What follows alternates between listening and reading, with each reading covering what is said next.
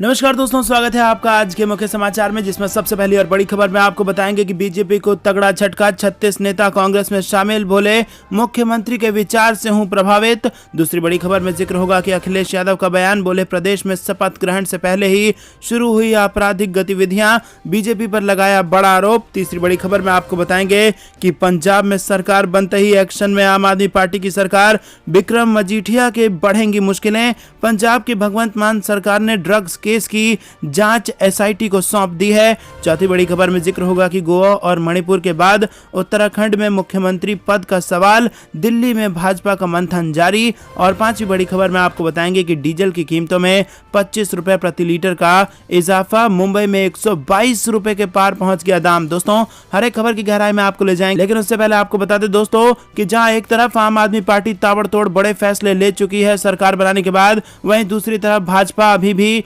मुख्यमंत्री का शपथ नहीं दिला पाई है और 4 राज्यों में यह भी नहीं तय कर पाई है कि कौन मुख्यमंत्री होगा। तो दोस्तों, आपको किसका काम पसंद आया कमेंट में जरूर बताइए। वीडियो को लाइक करना मत भूलिएगा और अगर चैनल पर नए हैं तो लाल बटन को दबा के चैनल को सब्सक्राइब कीजिए, घंटी बजाकर कमेंट में लिखिए जय हिंद। दोस्तों, रुक करते हैं सबसे पहली और बड़ी खबर की तरफ। बीजेपी को तगड़ा झटका, 36 नेता कांग्रेस में शामिल, बोले मुख्यमंत्री के विचार से हूं प्रभावित। जी हां दोस्तों, अगले साल राजस्थान विधानसभा में चुनाव होना है और चुनाव से पहले ही दल बदल का सिलसिला शुरू हो गया है। बीजेपी के 36 से ज्यादा कार्यकर्ता और नेता कांग्रेस में शामिल हुए हैं। कोटा उत्तर से विधायक और गहलोत कैबिनेट में संसदीय कार्य मंत्री शांति धारीवाल की मौजूदगी में 36 से ज्यादा नेता और कार्यकर्ताओं ने कांग्रेस पार्टी की सदस्यता ग्रहण कर ली है। वहीं अभी कई बीजेपी कार्यकर्ता कांग्रेस में आने को तैयार हैं। इस मौके पर शांति धारीवाल ने बताया कि आप सभी का देश की सबसे पुरानी पार्टी में स्वागत है। बीजेपी का दामन छोड़कर आने वाले कार्यकर्ताओं और नेताओं ने बताया कि पार्टी और संगठन में उनके काम को तवज्जो नहीं दिया जा रहा था, साथ ही लोगों की समस्याओं का समाधान नहीं किया जा रहा था। प्रदेश के मुख्यमंत्री अशोक गहलोत की विचारधारा और संसदीय मंत्री धारीवाल की व्यक्तित्व से प्रभावित होकर लोगों ने होली के बाद कांग्रेस पार्टी ज्वाइन करने का मूड बनाया था और इसी कड़ी में कांग्रेस का दामन थामा है। दोस्तों, रुक करते हैं अगली बड़ी खबर की तरफ। अखिलेश यादव बोले प्रदेश में शपथ ग्रहण से पहले ही शुरू हुई आपराधिक गतिविधियां, बीजेपी पर लगाया बड़ा आरोप। जी हां दोस्तों, आपको बता दें कि समाजवादी पार्टी के राष्ट्रीय अध्यक्ष और पूर्व मुख्यमंत्री अखिलेश यादव ने बीजेपी पर जमकर निशाना साधा है। अखिलेश यादव ने कहा कि बीजेपी के संरक्षण में अपराधियों ने बिना खौफ अपनी अवांछनीय गतिविधियां शुरू कर दी हैं। साथ ही कहा कि बीजेपी के राज्य में पहले भी भय और भ्रष्टाचार का बोलबाला था और अब तो दोबारा सत्ता में आने से असामाजिक तत्वों को अहंकारी नेतृत्व का भी साथ मिल गया है। सपा अध्यक्ष ने कहा कि बीजेपी सरकार की वापसी पर बुलडोजर पर हुड़दंगियों ने बारात निकाली, पुलिस मूक दर्शक बनी रही। राज्य में दोबारा छल बल से आई बीजेपी सरकार से जनता की उम्मीदों पर पानी फिरा और चारों ओर निराशा का कोहराम है। अभी तो शपथ भी नहीं हुई है, आम आदमी का जीना मुश्किल हो गया है। दोस्तों, रुक करते हैं अगली बड़ी खबर की तरफ। विक्रम मजीठिया की बढ़ेंगी मुश्किलें, पंजाब की भगवंत मान सरकार ने ड्रग्स केस की जांच एसआईटी को सौंपी। जी हां दोस्तों, अकाली नेता विक्रम सिंह मजीठिया से जुड़े ड्रग्स केस की जांच के लिए पंजाब की भगवंत मान सरकार ने एसआईटी का गठन किया है। पंजाब के डीजीपी वीरेश कुमार भावरा ने कहा कि शिरोमणि अकाली दल नेता विक्रम सिंह मजीठिया से जुड़े ड्रग्स मामले की जांच के लिए एआईजी एस राहुल की अध्यक्षता में 4 सदस्यों वाली एक नई एसआईटी टीम का गठन किया है। जांच ब्यूरो के वरिष्ठ अधिकारी जांच की निगरानी करेंगे। पंजाब विधानसभा चुनाव के दौरान आम आदमी पार्टी ने ड्रग्स को एक बड़ा मुद्दा बनाया था। साथ ही कहा था कि सरकार बनने के ठीक बाद ड्रग्स गिरोह में शामिल लोगों के खिलाफ कार्रवाई की जाएगी। चुनाव में मजीठिया को हार का सामना करना पड़ेगा और इससे पहले विक्रम सिंह मजीठिया पर पिछले साल 20 दिसंबर को एनडीपीएस कानून के तहत मामला दर्ज किया गया था और इस मामले में पंजाब और हरियाणा उच्च न्यायालय ने 24 जनवरी को मजीठिया की गिरफ्तारी पूर्व जमानत याचिका खारिज कर दी थी और इसके बाद उच्चतम न्यायालय में अपील दायर की गई। पंजाब विधानसभा चुनाव की वजह से विक्रम सिंह मजीठिया की गिरफ्तारी पर सुप्रीम कोर्ट ने 23 फरवरी तक रोक लगा दी थी। दोस्तों, रुक करते हैं अगली बड़ी खबर की तरफ। गोवा और मणिपुर के बाद उत्तराखंड में मुख्यमंत्री पद पर सवाल, दिल्ली में भाजपा का मंथन जारी। जी हां दोस्तों, 4 राज्यों में दोबारा सरकार बनाने की तैयारी कर रही भारतीय जनता पार्टी में मणिपुर, उत्तराखंड और गोवा में मुख्यमंत्री के नाम पर मंथन जारी है। फिलहाल उत्तर प्रदेश ही एकमात्र ऐसा राज्य है जहां योगी आदित्यनाथ का सीएम के रूप में नाम सामने आया है। इधर तीनों राज्यों के बड़े नेता लगातार राजधानी दिल्ली में पार्टी के शीर्ष नेतृत्व के साथ बैठक कर रहे हैं। उत्तराखंड के पुष्कर धामी और भाजपा के प्रदेश अध्यक्ष ने रविवार को केंद्रीय गृह मंत्री अमित शाह से मुलाकात की है। समाचार एजेंसी ANI के अनुसार धामी ने कहा कि सरकार गठन की प्रक्रिया जारी है। भाजपा का केंद्रीय नेतृत्व फैसला लेगा। गोवा के प्रमोद सावंत और मणिपुर के N बीरेन सिंह की तरफ से भी यही प्रतिक्रिया मिली है। दोस्तों रुक करते हैं अगली बड़ी खबर की तरफ। डीजल की कीमतों में 25 रुपए प्रति लीटर का इजाफा।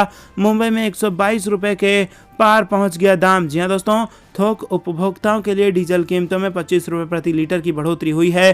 सूत्रों ने यह जानकारी देते हुए बताया कि थोक ग्राहकों को बिक्री वाला डीजल 25 रुपए प्रति लीटर महंगा हो गया है। अंतर्राष्ट्रीय स्तर पर कच्चे तेल की कीमतों पर 40% के उछाल के बाद ये कदम उठाया गया है।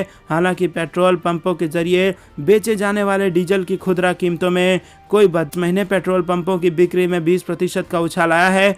इस बेड़े के परिचालकों और मॉल जैसे थोक उपभोक्ताओं ने पेट्रोल पंप से ईंधन खरीदा है। आमतौर पर वो पेट्रोलियम कंपनियों से सीधे ईंधन की खरीद करते हैं। इससे ईंधन की खुदरा बिक्री करने वाली कंपनियों का नुकसान बढ़ा है। सबसे अधिक प्रभावित नायरा एनर्जी, जियो BP और सेल जैसी कंपनियां हुई हैं। बिक्री बढ़ने के बावजूद इन कंपनियों ने अभी तक मात्रा में कमी नहीं की है, लेकिन अब पंपों के लिए परिचालन आर्थिक रूप से व्यवहारिक नहीं रह गया है। रुक करते हैं अगली बड़ी खबर की तरफ। सीएम नीतीश पर बिफरे गिरिराज सिंह, पूछा बेगूसराय में हिंदू सुरक्षित नहीं तो कहां जाए हिंदू। जी हां दोस्तों, आपको बता दें कि बिहार के बेगूसराय में होली के दिन दो समुदायों के बीच मारपीट की घटना को लेकर केंद्रीय मंत्री गिरिराज सिंह ने मुख्यमंत्री नीतीश कुमार के खिलाफ मोर्चा खोल दिया है। केंद्रीय मंत्री गिरिराज सिंह ने बेगूसराय में नीतीश पर हमला बोला और कहा कि मुस्लिमों की बढ़ती आबादी से डर नहीं लगता है, कट्टरवादी सोच से डर लगता है। बेगूसराय में 2 दिनों में 2 पक्षों के बीच विवाद को लेकर गिरिराज सिंह जिला प्रशासन से काफी नाराज नजर आए हैं। गिरिराज सिंह ने कहा कि अगर बेगूसराय में ही हिंदू सुरक्षित नहीं रहेगा तो वो कहां जाएगा। जिला प्रशासन रजवाड़ा की घटना से संबंधित साक्ष्य नष्ट करने में जुटा हुआ है। घटना की CCTV DVR को जब्त कर लिया गया है। दोस्तों रुक करते हैं अगली बड़ी खबर की तरफ। जिन्ना ने देश को एक बार बांटा, दोबारा बांटना चाहती है भारतीय जनता पार्टी। महबूबा मुफ्ती का केंद्र सरकार पर तीखा हमला।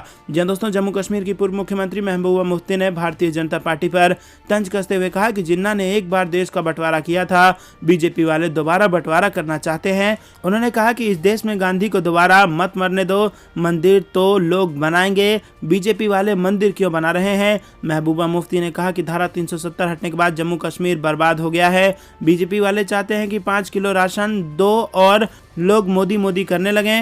उन्होंने कहा कि मुफ्ती साहब ने बीजेपी के साथ हाथ इसलिए मिलाया था क्योंकि जम्मू के लोगों ने बीजेपी को वोट दिया था। मुफ्ती साहब को वाजपेयी साहब के साथ काम करने का अच्छा अनुभव था। सिर्फ हिंदू मुसलमान से काम नहीं चलता। महबूबा मुफ्ती ने कहा कि कश्मीर में हालात खराब है। रुक करते हैं अगली बड़ी खबर की तरफ। हर गांव में बीजेपी से मुकाबले के लिए तैयार रहने को कार्यकर्ताओं को उद्धव ठाकरे ने दिया संदेश। जी हां दोस्तों, आपको बता दें कि शिवसेना प्रमुख और महाराष्ट्र के मुख्यमंत्री उद्धव ठाकरे ने शिवसेना कार्यकर्ताओं को सभी मोर्चों पर भाजपा से मुकाबला करने के लिए तैयार रहने का निर्देश दिया है। उद्धव ठाकरे ने विशेष रूप से अपनी पार्टी से शिवसेना के भगवा को बदनाम करने वाले भाजपा के सभी प्रयासों को नष्ट करने के लिए कहा है। रविवार को वीडियो कॉन्फ्रेंस के जरिए पार्टी कार्यकर्ताओं को संबोधित करते हुए उद्धव ठाकरे ने आरोप लगाया कि बीजेपी का हिंदुत्व अवसरवाद का हिंदुत्व है। उन्होंने कार्यकर्ताओं से कहा कि उन्हें दिखाओ कि राज्य हिंदुत्व के विचारों से भरा हुआ है। हम हिंदू हैं और आखिरी सांस तक हिंदू रहेंगे।